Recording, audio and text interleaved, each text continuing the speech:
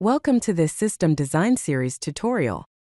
Today, we're diving into the world of leader election algorithms for distributed systems. Distributed systems are a core part of modern computing, and understanding how to manage them is essential.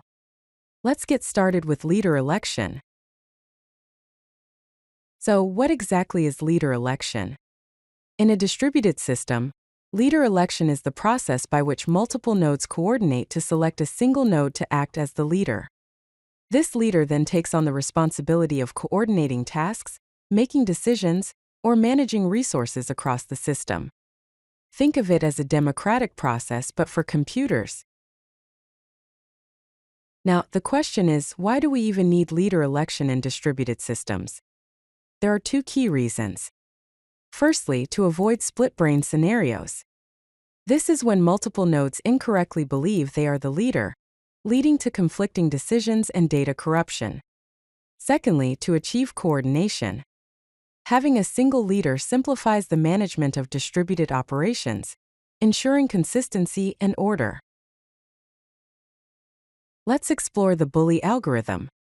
In this algorithm, the node with the highest identification becomes the leader. Think of it in terms of strength.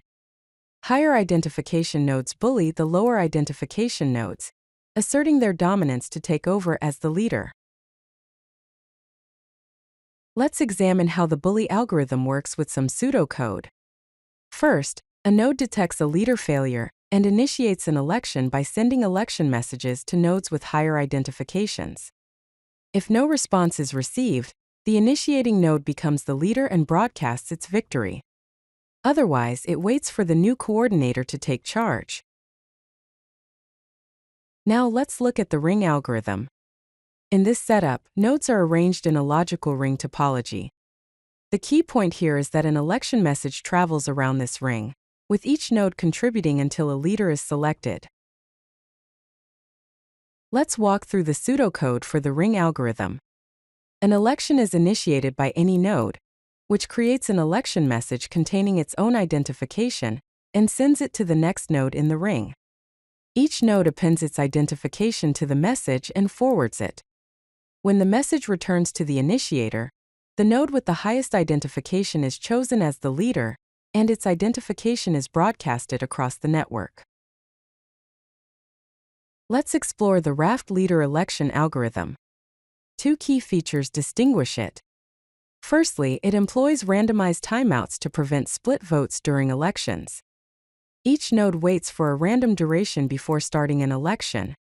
Secondly, it requires a majority consensus. A candidate must secure votes from a majority of the cluster to become the leader. Let's describe the Raft leader election process with pseudocode. If a follower's timeout triggers, it increments its current term, transitions to the candidate state, and votes for itself. Then it sends vote requests to all other nodes in the cluster. If it receives votes from the majority, it becomes the leader and starts sending heartbeats to maintain its authority. Let's compare the three algorithms, bully, ring, and raft, across different parameters. In terms of message complexity, bully has order of n squared, ring and raft have order of n. For fault tolerance, bully has moderate, ring has low and raft has high. For network topology, bully and raft support any topology but ring supports ring topology only.